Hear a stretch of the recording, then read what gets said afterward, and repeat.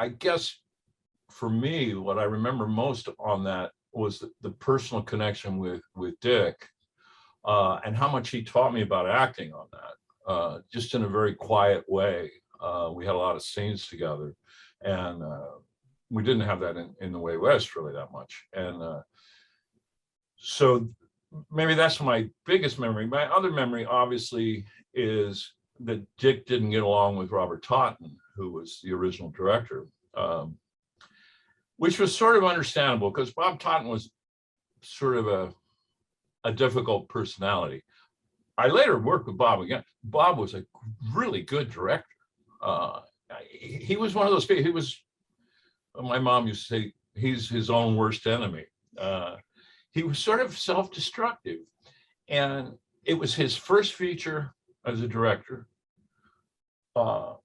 And he's dealing with, you know, a superstar, and he was treating Dick Widmark like he did.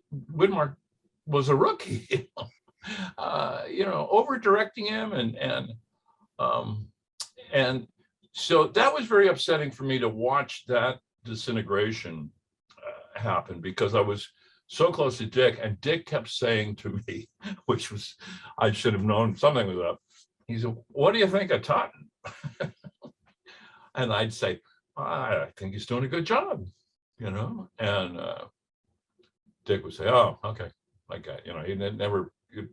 But behind the scenes, as you well know, I'm sure, Dick went to the Universal Tower and the executives and said, "Him or me." And so they brought in Don Siegel, which was a marvelous choice. Don, totally different.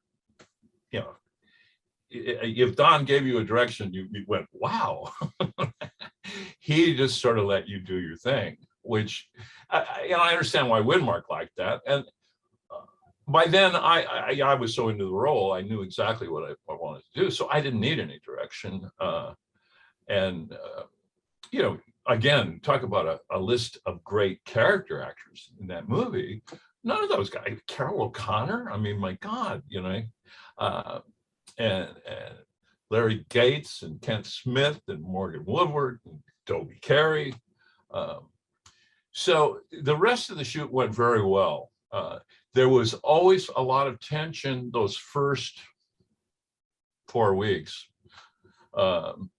because Widmark would openly question Totten. That was the first movie that neither Bob Totten or Siegel wanted to take credit on. I noticed, I to sort of refresh my memory, I know on MDB that there was something that Widmark had something to do with keeping Totten's name off. That's not true. Dick would never have done that. Totten later told me, when I worked with him again, that he just felt that it wasn't his film anymore, and that's what Don felt too, that he hadn't done enough of the work. So Alan Smithee, one of the best directors I ever worked with. Someone said that Death of a Gunfighter is the best Alan Smithee film. This fictitious guy, and I think it was created because of that dispute. Yeah. Anyhow, yeah. The movie came out and did nothing. I think it was that time when westerns were starting to lose their, and there were some really, I think Wild Bunch came out. Yeah.